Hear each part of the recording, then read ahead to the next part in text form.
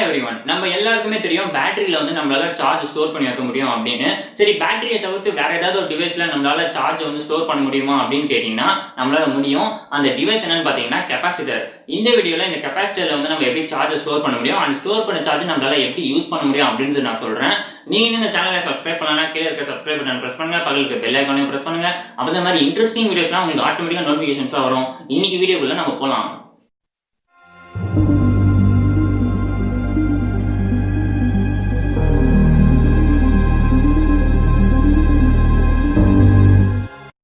இந்த பேட்டரி அப்படின்றது என்னன்னு பாத்தீங்கன்னா ஒரு எலக்ட்ரோகெமிக்கல் டிவைஸ்னா நம்ம சொல்லலாம். அதாவது நம்ம இந்த பேட்டரிக்கு வந்து எலக்ட்ரிக்கல் எனர்ஜி அப்ளை பண்ணும்போது பாத்தீங்கன்னா அந்த சார்ஜ் வந்து கெமிக்கல் எனர்ஜியா வந்து ஸ்டோர் ஆகும். அண்ட் ஸ்டோர் ஆன கெமிக்கல் எனர்ஜி பாத்தீங்கன்னா திருப்பி எலக்ட்ரிக்கல் எனர்ஜியா வந்து நம்ம யூஸ் பண்ணிக்கலாம். அண்ட் அதே மாதிரி தான் பாத்தீங்கன்னா கெபாசிட்டருமே. கெபாசிட்டர் கூட பாத்தீங்கன்னா நம்ம எலக்ட்ரிக்கல் எனர்ஜி அப்ளை பண்ணும்போது எலக்ட்ரோஸ்டாட்டிக் எனர்ஜியா வந்து இது ஸ்டோர் ஆகும். அண்ட் இந்த ஸ்டோர் ஆன எலக்ட்ரோஸ்டாட்டிக் எனர்ஜி வந்து பாத்தீங்கன்னா திருப்பி எலக்ட்ரிக்கல் எனர்ஜியா வந்து நம்ம யூஸ் பண்ணிக்கலாம். ஓகே, இதுதான் பார்த்தீங்கன்னா பேட்டரியோட சிம்பிள். இந்த மாதிரி தான் ரெப்ரசென்ட் பண்ணணும் அப்படின்றது இல்லை, ஒரு பேட்டரிக்கு ஒரு மாதிரி ரெப்ரசென்ட் பண்ணலாம். அண்ட் இதுதான் பார்த்தீங்கன்னா கெபாசிட்டரோட சிம்பிள். ஓகே, இந்த பேட்டரிக்கும் கெபாசிட்டருக்கும் என்ன வித்தியாசம்னு பார்த்தீங்கன்னா ஃபர்ஸ்ட் வந்து சார்ஜிங் டைம். பேட்டரிக்கு பார்த்தீங்கன்னா 30 மினிட்ஸ்லேருந்து 3 hours இருக்கும் சார்ஜிங் டைம் இருக்கும். அதே கெபாசிட்டருக்கு பார்த்தீங்கன்னா 5 to 10 secondsலேயே பார்த்தீங்கன்னா சார்ஜ் ஆகிடும். இந்த கெபாசிட்டரில் பார்த்தீங்கன்னா கெபாசிட்டன்ஸோட வேல்யூ யூஸ் பண்ணி தான் நம்மளால் எவ்வளோ சார்ஜ் வந்து ஸ்டோர் பண்ண முடியும் அப்படின்றது கண்டுபிடிக்க முடியும். இப்போ பார்த்தீங்கன்னா ஒரு டெமோ வந்து நான் உங்களுக்கு செஞ்சு காட்டுறேன். இது பார்த்தீங்கன்னா நார்மலான கெபாசிட்டர், அதாவது பார்த்தீங்கன்னா 100 மைக்ரோஃபாரட் இருக்கிற கெபாசிட்டர் இது. இதில் வந்து பார்த்தீங்கன்னா சார்ஜ் வந்து நம்மளால ரொம்ப கம்மியாக தான் ஸ்டோர் பண்ண முடியும். இது வந்து பார்த்தீங்கன்னா 1000 மைக்ரோஃபாரட் இருக்கிற கெபாசிட்டர். இதில் வந்து பார்த்தீங்கன்னா கொஞ்ச நேரம் வந்து நம்மளால சார்ஜை வந்து மெயின்டைன் பண்ண முடியும்.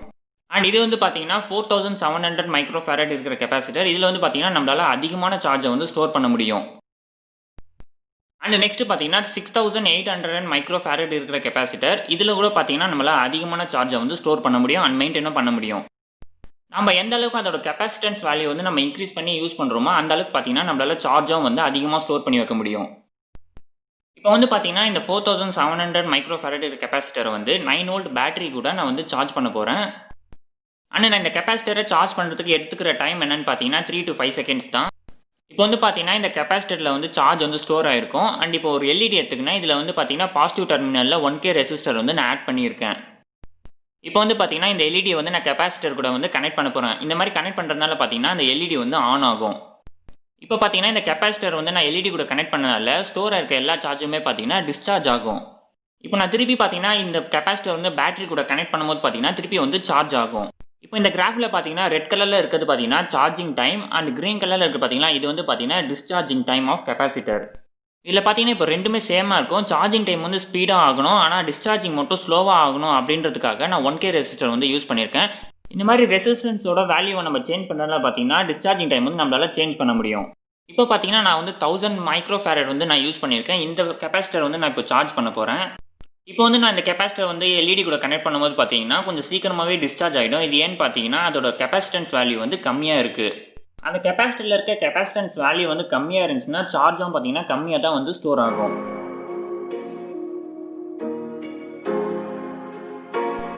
இப்போ பார்த்தீங்கன்னா நான் வந்து 100 மைக்ரோஃபாரட் இருக்கிற கெபாசிட்டர் வந்து யூஸ் பண்ண போகிறேன். இது வந்து பார்த்தீங்கன்னா மற்ற கெபாசிட்டரோட இந்த கெபாசிட்டன்ஸ் வேல்யூ வந்து கம்மியாக இருக்குது. இதை சார்ஜ் பண்ணும்போது பார்த்தீங்கன்னா சார்ஜ் ஆகும். அண்ட் எல்இடி கூட கனெக்ட் பண்ணும்போது பார்த்தீங்கன்னா டக்குன்னு டிஸ்சார்ஜ் ஆகிடும்.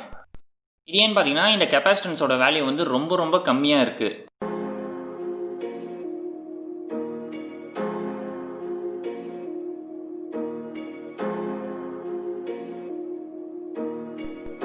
ஓகே, இப்போ வந்து பார்த்தீங்கன்னா மல்டிமீட்டர் யூஸ் பண்ணலாம் நம்ம. அதாவது கெபாசிட்டரில் எவ்வளோ சார்ஜ் ஸ்டோர் ஆயிருக்கு அப்படின்றது நம்ம மல்டிமீட்டரில் மெஷர் பண்ணலாம். இப்போது ஃபஸ்ட்டு பார்த்தீங்கன்னா இந்த கெபாசிட்டர் வந்து நம்ம 9 volt பேட்டரி யூஸ் பண்ணி சார்ஜ் பண்ணிக்கலாம். இந்த 9 volt பேட்டரி யூஸ் பண்ணதுனால பார்த்தீங்கன்னா கெபாசிட்டரில் வந்து 9 volt தான் வந்து ஸ்டோர் ஆகிருக்கும்.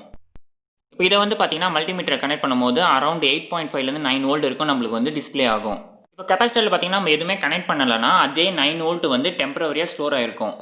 இது வந்து பார்த்தீங்கன்னா டெம்பரவரியாக தான் ஸ்டோர் ஆகிருக்கும். கொஞ்ச நாளில் பார்த்தீங்கன்னா இதோட சார்ஜ் வந்து நம்மளுக்கு வந்து கம்மியாகிடும்.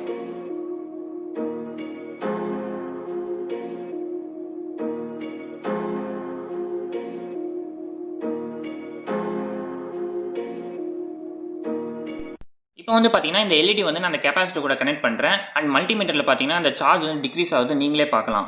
இந்த கெபாசிட்டர்லாம் பார்த்தீங்கன்னா இந்த கெபாசிட்டர் சார்ஜ் ஆகிறதுக்கு நம்ம எவ்வளோ டைம் தருமோ அதே டைமில் தான் பார்த்தீங்கன்னா இந்த கெபாசிட்டர் இருக்க சார்ஜும் வந்து டிஸ்சார்ஜ் ஆகும். நம்மளுக்கு வந்து பார்த்தீங்கன்னா கெப்பாசிட்டர் வந்து சார்ஜ் ஆகிறதுக்கு சீக்கிரமாக ஆகணும், ஆனால் டிஸ்சார்ஜ் வந்து ஸ்லோவாக ஆகணும். இது வந்து பார்த்தீங்கன்னா நம்ம ரெசிஸ்டர் யூஸ் பண்ணலாம், அப்படி இல்லைனா வோல்டேஜ் டிவைடர் ரூல் யூஸ் பண்ணால் டிஸ்சார்ஜிங் டைம் வந்து நம்மளால் கம்மி பண்ண முடியும். ஆக்சுவலி இதெல்லாம் பார்த்தீங்கன்னா நார்மலான கெப்பாசிட்டர் தான், ஆனால் சூப்பர் கெப்பாசிட்டர் அப்படின்றது ஒன்று இருக்குது. இந்த சூப்பர் கெப்பாசிட்டர் யூஸ் பண்ணால் சார்ஜ் வந்து நம்மளால் அதிகமாக ஸ்டோர் பண்ண முடியும். அதோட கெப்பாசிட்டன்ஸ் வேல்யூவும் ரொம்ப அதிகமாக இருக்கும். ஓகே, இந்த வீடியோவில் நான் சொன்னதெல்லாம் உங்களுக்கு புரிஞ்சிருக்கும்னு நினைக்கிறேன். அண்ட் ஃபியூச்சரில் பார்த்தீங்கன்னா மேபி பேட்டரிக்கு பதிலாக கெப்பாசிட்டரே வந்து நம்ம யூஸ் பண்ணுற மாதிரி இருக்கும். அதாவது இந்த சூப்பர் கெப்பாசிட்டர்லாம் வந்து பார்த்தீங்கன்னா டெக்னாலஜியில் இன்னும் கொஞ்சம் அட்வான்ஸ்மெண்ட் ஆனால், அதாவது கொஞ்சம் அப்கிரேட் ஆனால் பார்த்தீங்கன்னா super capacitor will be the super hero for charge storing devices.